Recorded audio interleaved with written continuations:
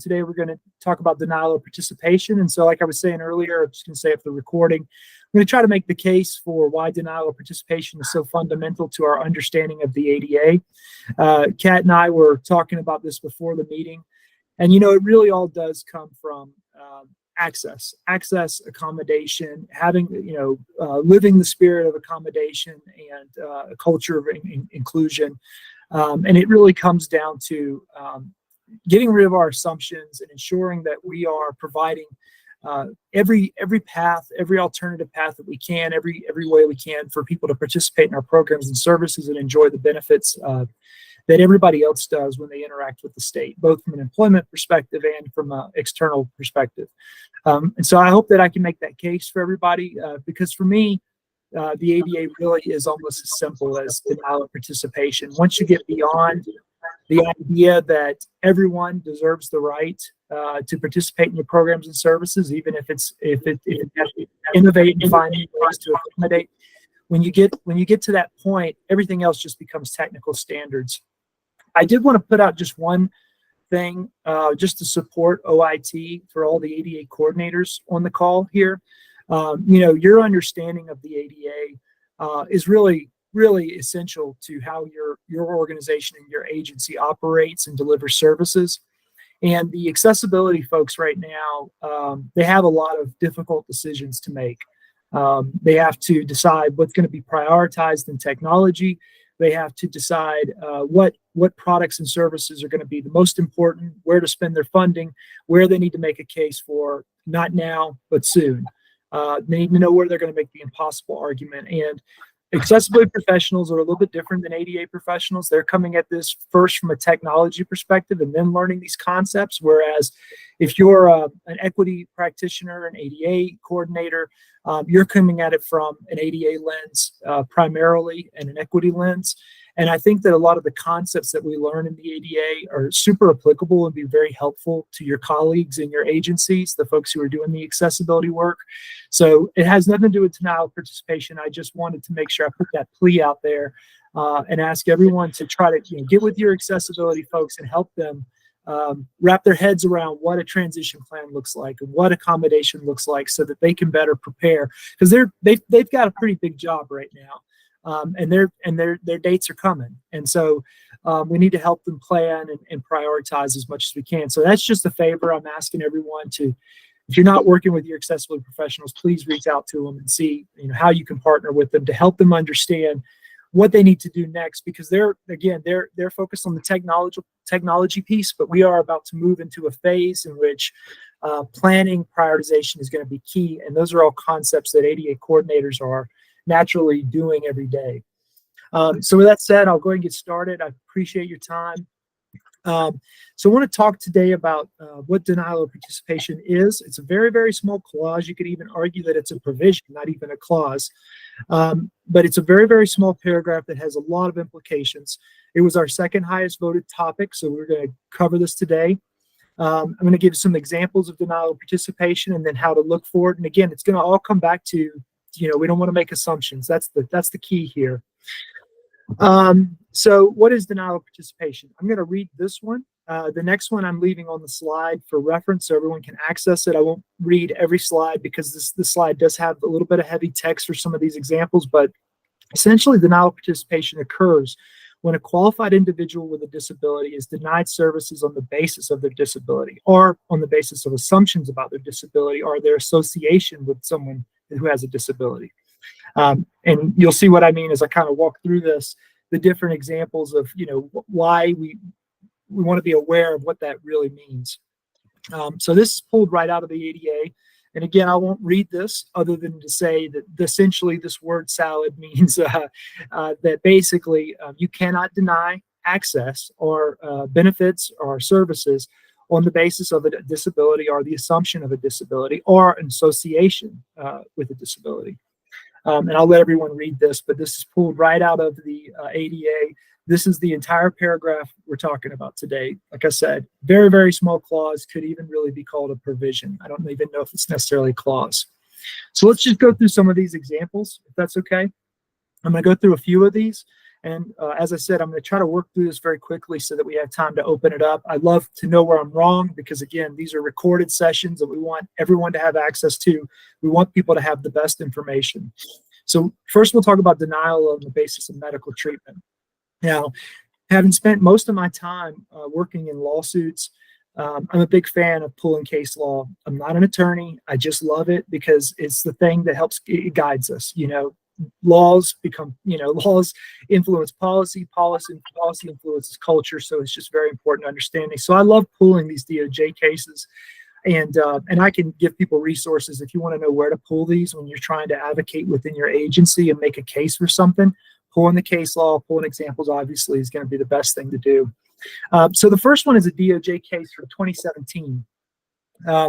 This is a denial of participation on the basis of an OUD. It's an opioid use disorder. Now, so what happened is in 2016, this medical facility published a policy that said that patients who use OUD treatments should not be denied admittance to the facility because it's a civil right. You can't deny on the basis of medication or disability. However, in 2017, they began denying patients. This particular hospital began denying patients on the use of an OUD, Suboxone, this particular drug that's used to treat pain medication addiction. In one email, a nurse who denied service to this individual said, "We cannot accept this patient due to Suboxone and state regulations," whatever those are, right? Not sure, that's not really qualified, but that's the statement they gave us.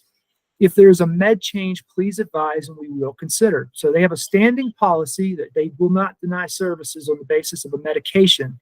However, somewhere along the line, from that policy to the front line, someone got the idea that if a patient uses this type of medication, they can't be treated at this particular facility. And I don't know if I've told the story of my niece before.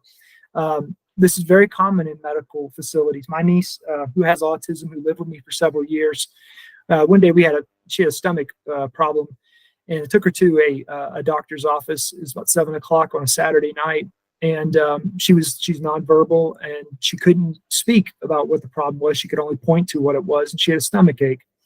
We took her to this doctor, and he didn't sign us in. It was one of those 24-hour urgent care type of things, and it was late, and it was just him and one other person. So when we walked in, they just brought us right back and wanted to know what we had going on. And when she pointed to her stomach, he went to touch it. And when he went to touch it, she jumped back but didn't say a word. And he said, he looked at me and said, "What's wrong with her?" I said, "Well, it appears to have a stomach ache, but she's not verbal. She has autism. But I think what it is a stomach ache." And he said, "Oh, she has autism? I can't treat her. I can't do anything with her. You need to take her to, this hospital." We go to this hospital. It's 20 miles away. The hospital's closed. There's no one there. We end up having to get back on the road for 45 minutes to drive back into the city of Jacksonville, the actual city downtown, to get to a hospital that was open to see her. Point just being, this stuff happens all the time. And it's because of assumptions. It's because people don't have the best information. This particular doctor, I'm not sure what his deal was that we dealt with. But in this case, it was the frontline staff who were very much aware that this was a policy. But for whatever reason, along playing the game of telephone, they ultimately landed on, we don't treat Suboxone patients. So they put out this policy. Despite some of the changes that the hospital made, all Suboxone patients over the next 12 months were essentially all denied access to the facility. They published another policy that said that they should be allowed into the facility, which went on for about 2 more months. After that, they put the patients back out again. Essentially, they were systematically denying people who used Suboxone. They were finding other reasons. The point of the story, though, is that the DOJ comes in. It takes no investigative prowess whatsoever. It's crystal clear. It's documented that they've denied services, and they were given 30 days in their settlement to change their policies, procedures, and even the way they interact with the medication provider, the pharmaceutical companies, for which who was giving them the advice. So this is an example of, if we don't come at this each time with how can we help this person, not the attributes or the things that we find that we think are associated with them, this is where we're going to end up. not getting that correct information to the front line. So in this case, the right thing happened. They're denying the patient's access on the basis of a medication. They are sued. They have 30 days to make all these changes. And that's the typical thing that happens with the DOJ. Another example number 2, on the basis of a diagnosis, right? This one is particularly interesting because it came up a lot for me back home. This was a really, really hot topic in the late 2000s. But in 2004, one municipality, they had emergency medical services, and the person who requested the medical services was refused access on the basis of a diagnosis of HIV/AIDS. They refused to provide services. They cited health risk, citing that because of the person's diagnosis, they weren't comfortable providing that emergency care. And for anyone who doesn't know, and I apologize, I have a lot of folks on here. The range is huge. We have folks who are just starting in their ADA careers, and folks who've been doing it for 30 years. So just bear with me while I find the voice here. But for folks who don't know, having a diagnosis of HIV or AIDS is protected by the ADA. The Department of Justice has already found that having a asymptomatic or symptomatic diagnosis of HIV/AIDS ultimately means that they have physical impairments that this person would have physical impairments that substantially limit one or more life activities due to their diagnosis. Despite that, they were still refused service. And me and Kat were joking about it. I thought this ended in the 80s. When I was a kid, there was a child who had HIV. And I remember I sat next to him in the auditorium. And I'm not saying that to say, look at me. It's just an experience for me. I just happened to be sitting next to him. And the teachers came and asked me, why didn't I move to the other side of the auditorium with the other students, that this student had HIV? And I remember being like 6 years old thinking, this doesn't make sense. I mean, this poor kid obviously, probably did not live, unfortunately, because this was the 80s. But I thought this was over in the 80s. But we're still doing this in the 2000s. We're still denying service to folks who have diagnoses. Ultimately, again, it's all around the world, same old song. The DOJ gets involved. They've got 120 days to revise all their policies, procedures, and a ton of other things that they had to go back through and figure out. You're going to lose that case every time. If we deny access to someone on the basis of a diagnosis or an assumption, we will lose that case. And I'm not saying it, obviously, because it's just a case. I'm just saying it for anyone, both as an advocate and as an employee, understanding that we're doing this to improve access, but as a risk mitigation effort, we need to make sure our policies and procedures are tight and that our front line understands this stuff.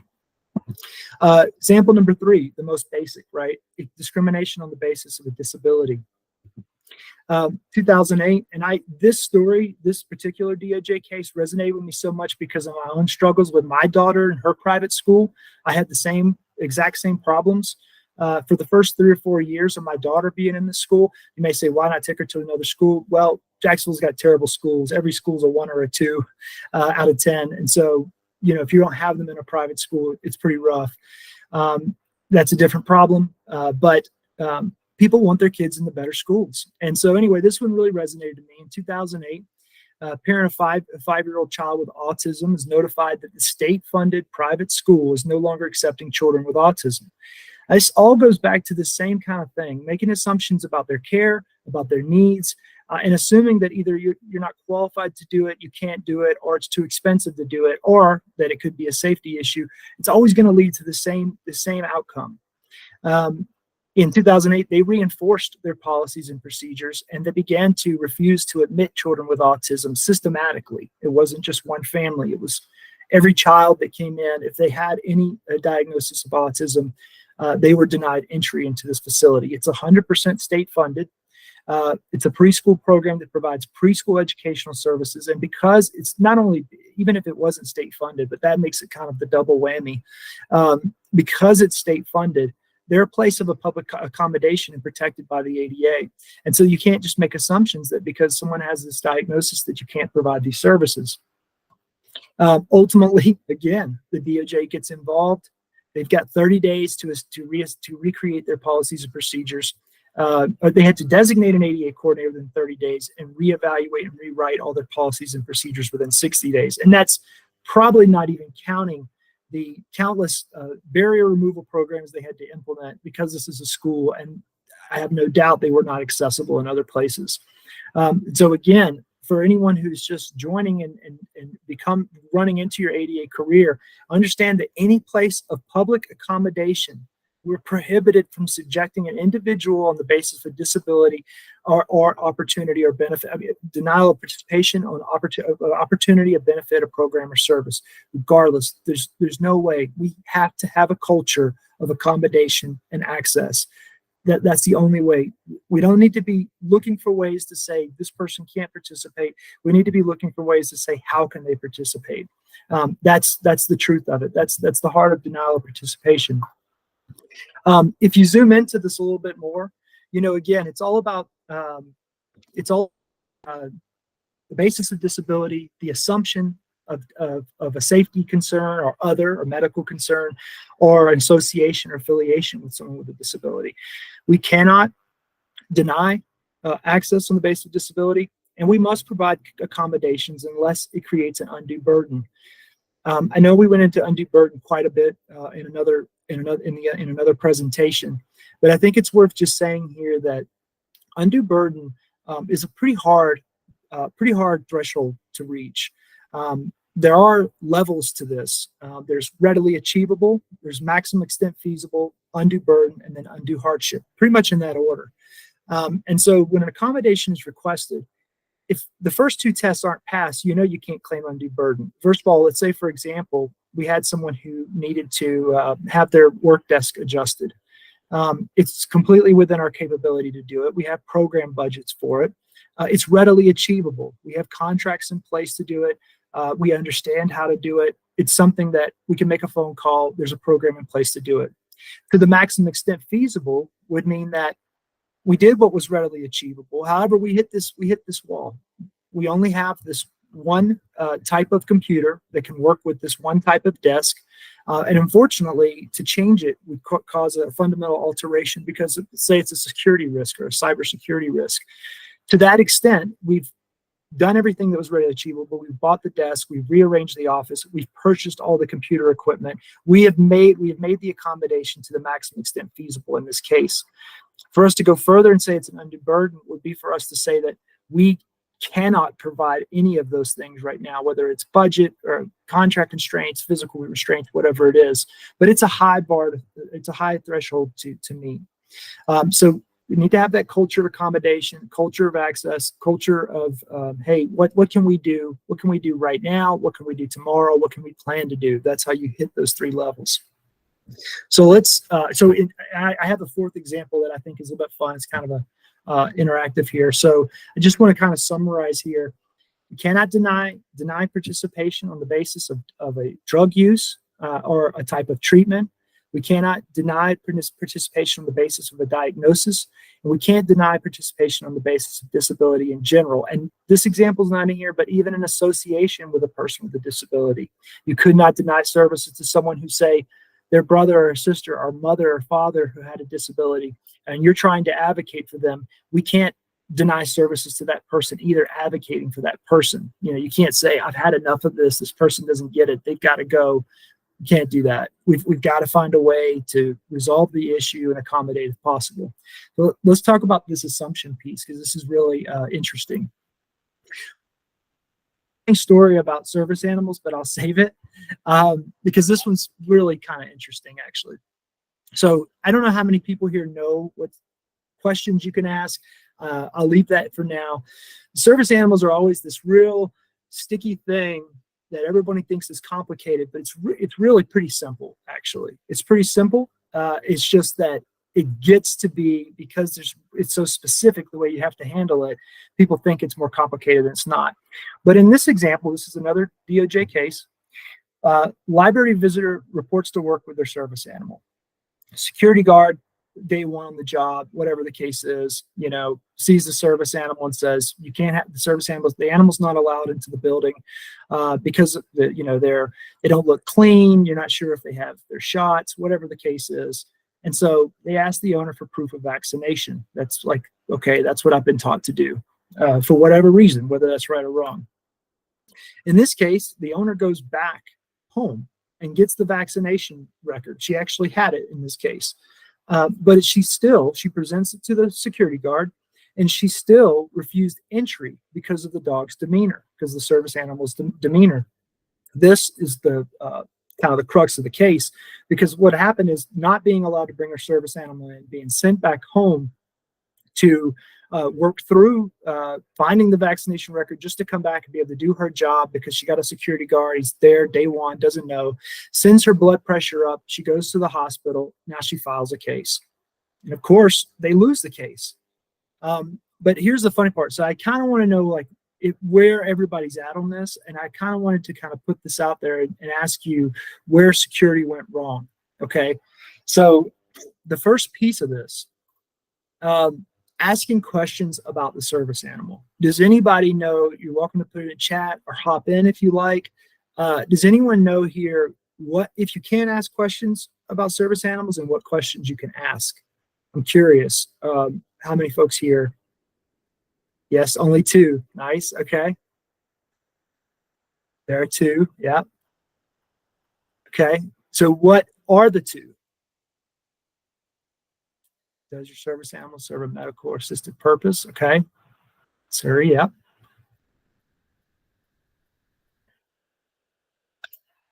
It's one of them. Okay. Does this animal's, what task service does the animal perform? That's right. That's right.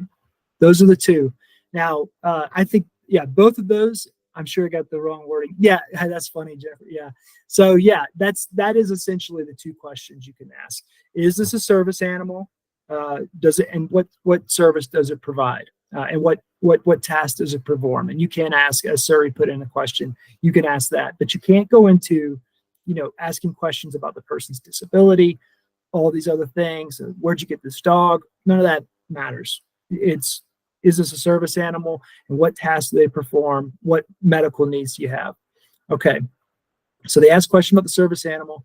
What about asking for vaccine information? Does anybody know what the rule is on that one?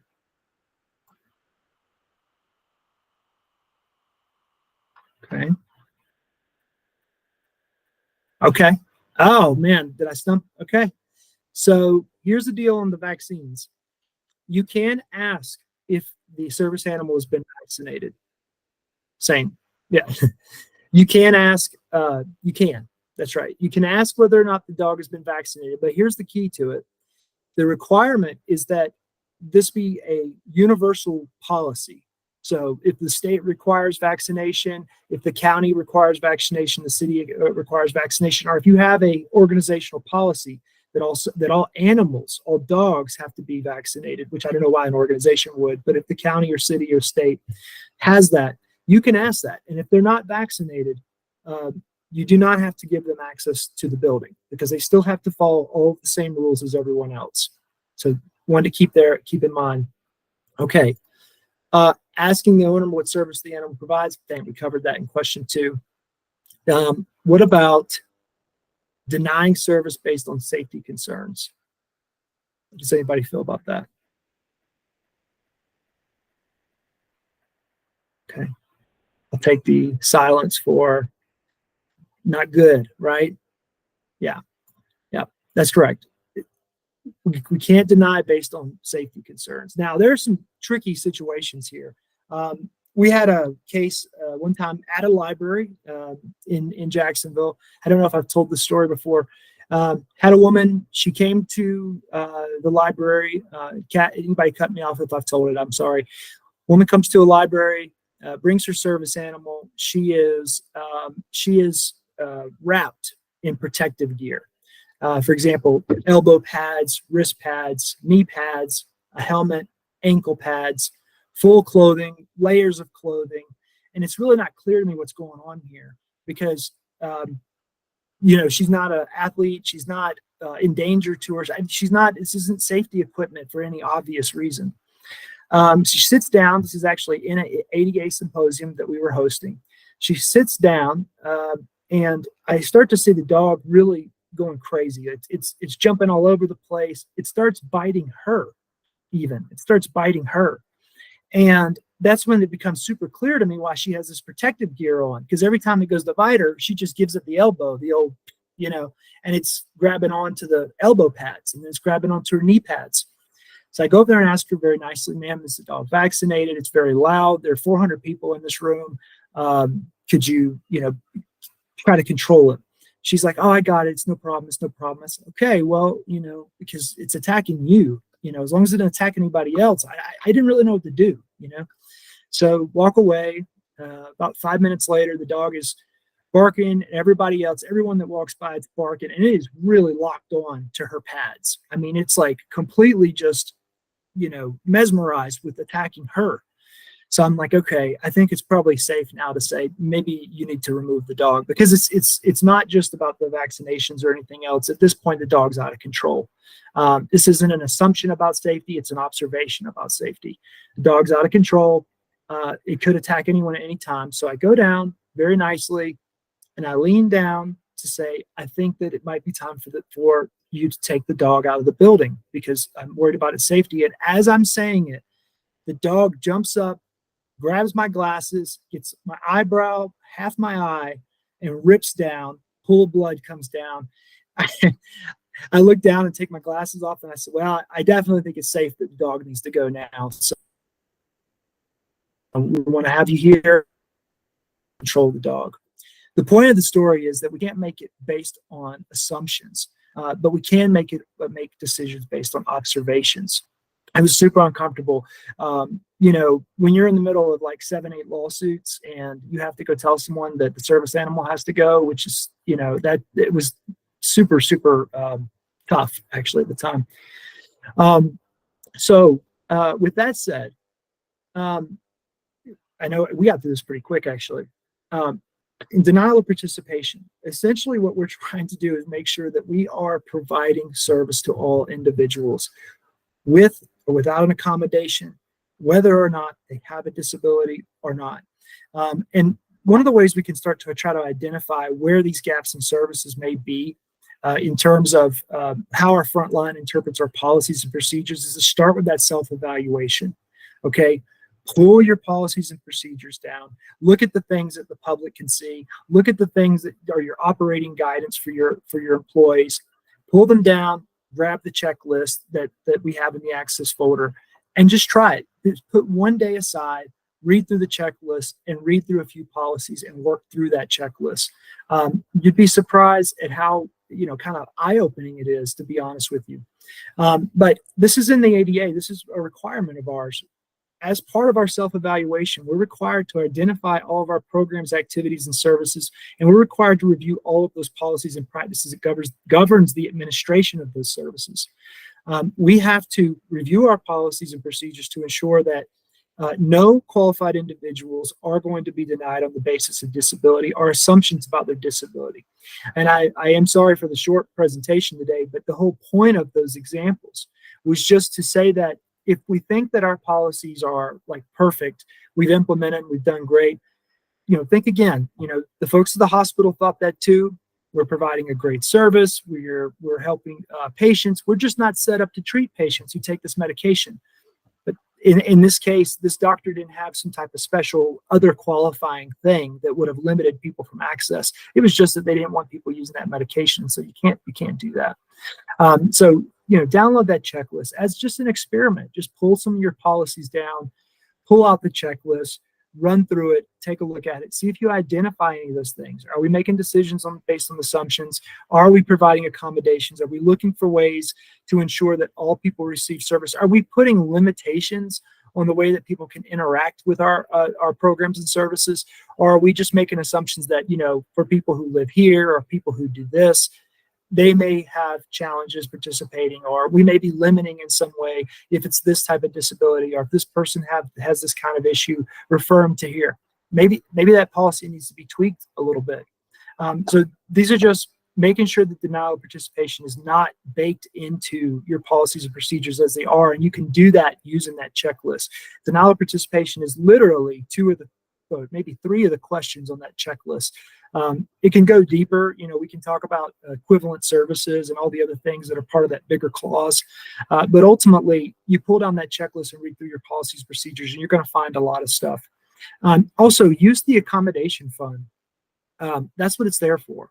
It's that statewide net to ensure that individuals who need to receive services, we have the ability to provide the services. Oh, yes, ma'am. Absolutely, Kathy. And so, I guess my thing today is, we had denial of services, the second one. It is a small clause, but again, I would argue that if you understand that denial of participation means that what is essentially asking us to do is to identify ways to serve all of our customers unless they are not qualified to participate in the program. And I don't know how many people were at the presentation where we talked about qualifying. I can certainly talk about that. We have a lot of time left here today, but we need to make sure that our programs and services do not deny qualified individuals. And if we understand this basic thing about the ADA, it makes everything else in the ADA very, very simple. Okay, the ADA is not a complicated law. I'm gonna make a very, very, maybe it's controversial, but if you understand denial of participation and you understand the concepts of accommodation, everything else in the ADA are technical guidelines, essentially.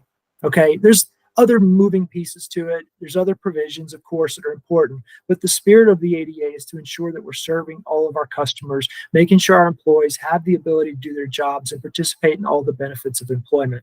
And so again, like I said, you can start with the checklist. That's what our office is here for. We want to help you. We do have Kat and I, we met with one department. So maybe this is, since we have some time, we can give some updates. We did meet with one department. We have our first partner to build a transition plan. We're really excited about that. And I don't know, Kat, if we got their permission to say who they were yet, so I'll leave it out. Thanks, Kat. But super excited about that. And what that process is going to look like until we have inspectors, until we have the ability to go through and look at all of our physical locations, it's going to be going through their policies and procedures. It's going to be getting an inventory of their buildings and looking through, how can we plan with the resources that we have. So I'm super excited about that. Can't wait till I can tell everybody who it is, and we have our first plan to demonstrate to everyone. So with that said, we have some time. If anyone wants to open up any questions, things you're dealing with right now in your agency. Kat, do you have anything you want to add? I did see a question come up in chat here from Danny. What about when the person you're offering the accommodations declines them? Well, what's the basis that they decline them for? Was it not an effective accommodation? Meaning, and I don't mean to say that word with emphasis like I'm trying to add power to it, but it is a word that's important in that sentence. Is it an effective accommodation?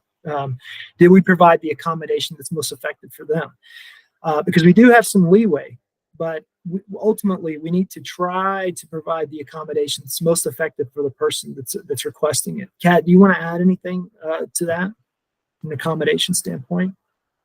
I would just add that to not going back to assuming the accommodation, I would go back to making sure that you're not assuming that the accommodation is going to work for that particular person just because that accommodation has been provided for a person in a similar position or with a similar disability or needing in a similar accommodation doesn't mean that it's going to work for that person. If it is an accommodation that is effective, but they're denying it, I don't see that as being a denial of participation. It's not us saying that they couldn't participate. It's not us denying them accommodation. It's them saying that they're not taking that accommodation. But I would kind of make sure that you're not assuming that accommodation is going to be effective for them. Yeah, Siri put in the chat there, listen to people when they say something doesn't work for them, ask them for suggestions on what they would prefer. That's right. There's another trick to that too. And Kat and I wrote an article for OIT that'll come out in a couple of weeks about accommodations and tracking accommodations. That's a strategy that you can use to identify what's effective, to create these workflows that are easily duplicated. When you provide an accommodation, and I can share that checklist that we created, we actually created a tracking accommodation sheet specifically for this article. And so what we used to do, and there is tracking software out there too, just so you guys know. If it's something that if you're providing dozens and dozens of accommodations every week and you need a database to help you do this, to understand it and turn it into a source of innovation, there are tools for that. But I like tracking the accommodations because whether you're tracking them, writing it down on paper, or you have a small division and you can easily just see it, water cooler talk, walking by the desk, asking people how they're doing. I like survey suggestion, what's effective for them, what works for them. You're going to start to identify accommodations that are really, really useful, and then which accommodations are working for folks and which accommodations don't work for folks. One of the common things that I would get back home, and I was guilty of this myself, I'll just tell you, is when I had back home when I was a division chief, about 60% of my staff had disabilities. And that was just a policy of ours, that we wanted to make sure that we had representation from our community, especially because our office was tasked with managing these lawsuits and compliance. We wanted to make sure we had feedback right from the community. And one thing I'm guilty of, unfortunately, was trying to suggest better things. Like, I'd have people ask for a license to JAWS, right? JAWS screen reading software. And, I'm using NVDA to test for assistive technology, to test for digital accessibility. And I'm over here trying to be, not necessarily cut corners, but I'm trying to be effective by adding the software, adding accommodations as needed. And like I said, I'm guilty of it, putting NVDA on computers where people are requesting JAWS, okay? They've never used NVDA before. You can't just assume that okay, it's a screen reader, let's put the software, so now it works, right? They're two folks who don't use assistive technology. They may seem similar, but they function completely differently, to be honest with you. And so understanding that we don't know, leave it to the individual to tell you what works best for them, and then track the accommodation to determine whether or not it's effective, and not just for the individual, but also for the organization. I feel like that line of questioning can give me room to talk for the next 20 minutes about accommodations, which I think Kat and I would be happy to do. So with that said, let me stop. Does anyone else have any other questions about denial of participation? Or again, we've got time here. Anything else anyone else is facing? Yes, sir. Thank you, Scott. Hi, everybody. I'll admit that I don't have a specific example in mind, but when you were talking about NVDA versus JAWS, it got me to thinking about how we at the state, of course, are only allowed to have certain types of applications, or we may be told that there's a specific process that we need to follow, et cetera, et cetera. And if we end up having somebody, come along that needs an accommodation, but we seem to have a difficult time matching what we're able to do based on what we're allowed to or what we're given to what they need. And again, I'm not sure if that would ever really happen, but do you have any thoughts as far as how we might navigate something like that? Definitely. Yeah. So will you be thinking, Scott, about security, like cybersecurity, firewall stuff, or just what's readily available at the time? Maybe a little bit of both, but I'm kind of thinking about what's readily available at the time, because, we have a lot of staff members who have the knowledge to help people through something, but they may not have, I don't know, the right kind of software or something like that to help out. I mean, it's kind of a vague question, but it just occurred to me because it's really hard to kind of pivot on a dime in the state and say, hey, instead of whatever JAWS, we need NVDA. Has that ever come up? Yeah, absolutely. It comes up all the time. It's come up in every organization I've worked with. And that's the tricky part, right? Because the only thing that really trumps the ADA is safety.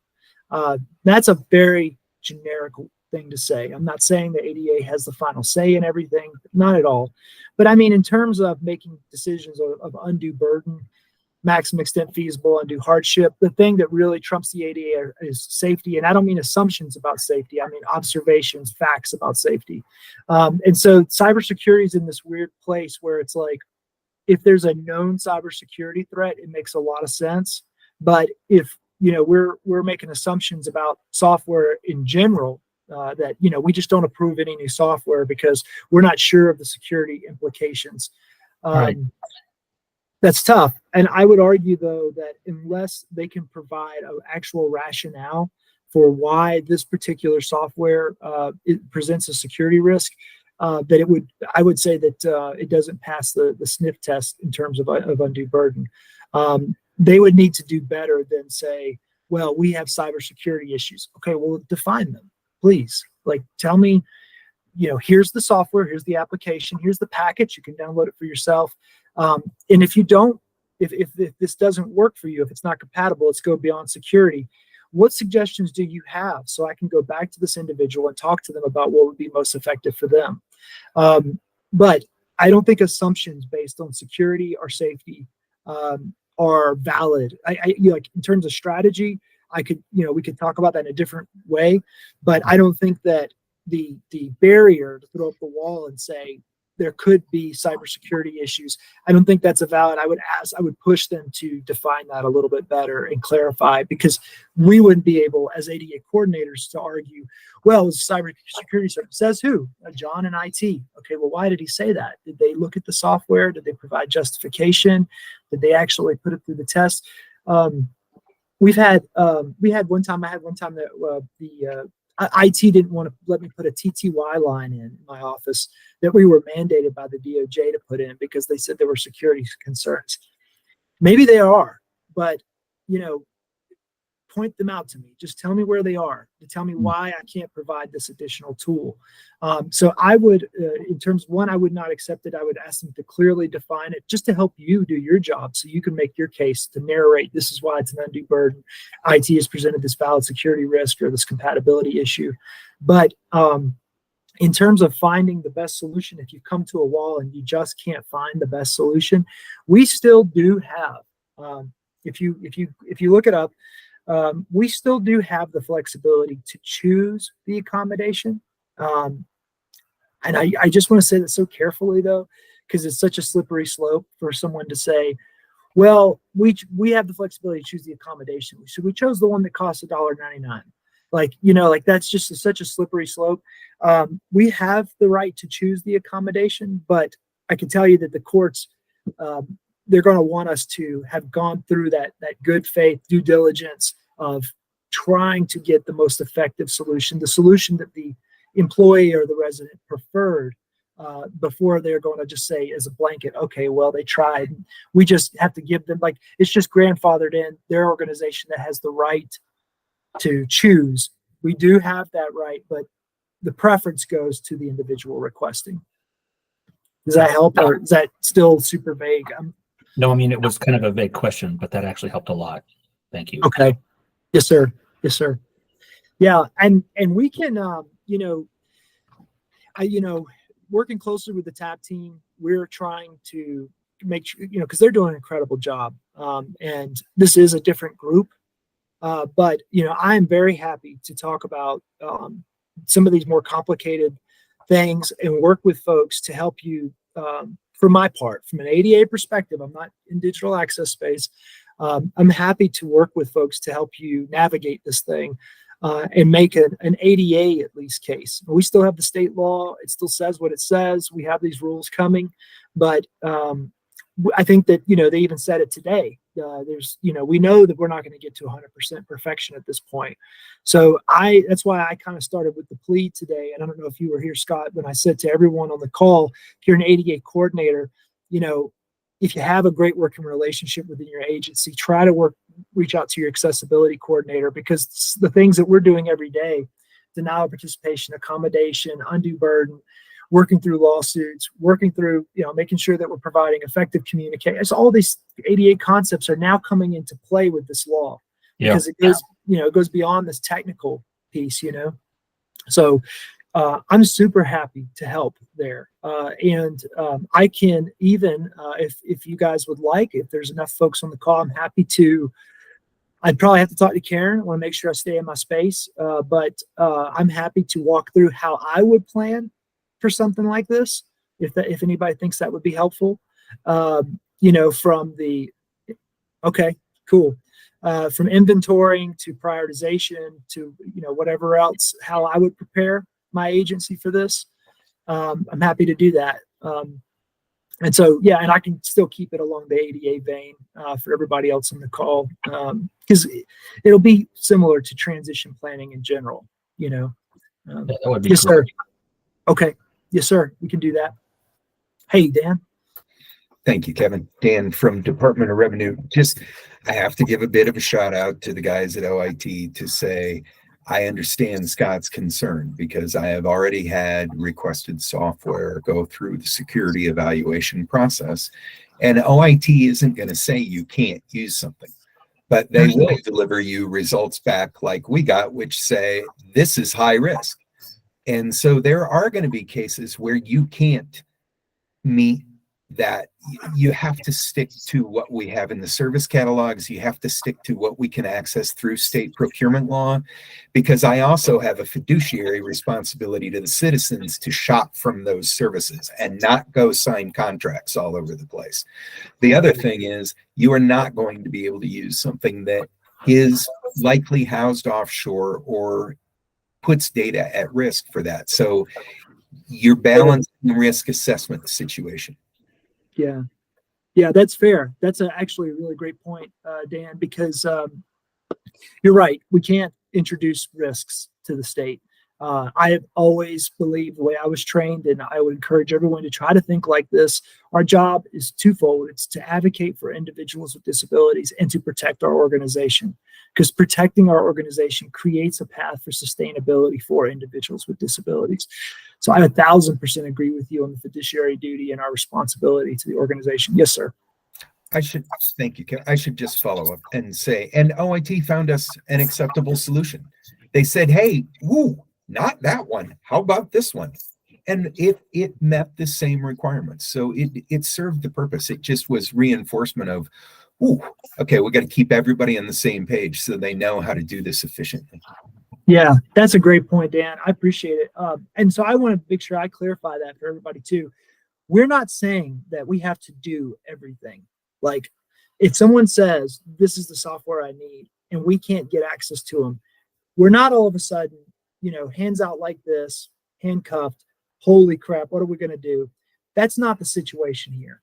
The preference goes to the requester for the software that they, or the accommodation they're requesting, but the decision remains with us.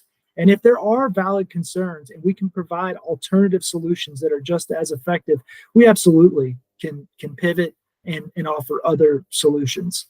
So I appreciate you bringing that up, Dan, because I'm a big on, I talked to one, well, gosh, that's a local example. I shouldn't use it. I'm a big believer in finding the most sustainable solution, because it's not just good for the employee or the resident, it's good for the organization too. Shocks to the system, incredible demands that are impossible to deliver on. For one, you can't deliver on them. Two, it exhausts the employees that are involved in it, and it creates an indefensible position for the organization.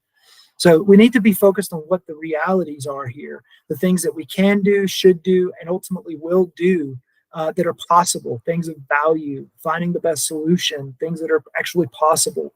We do need to keep our head into that too. Yes. Hey, Kat. Yeah, sorry. Thank you, by the way.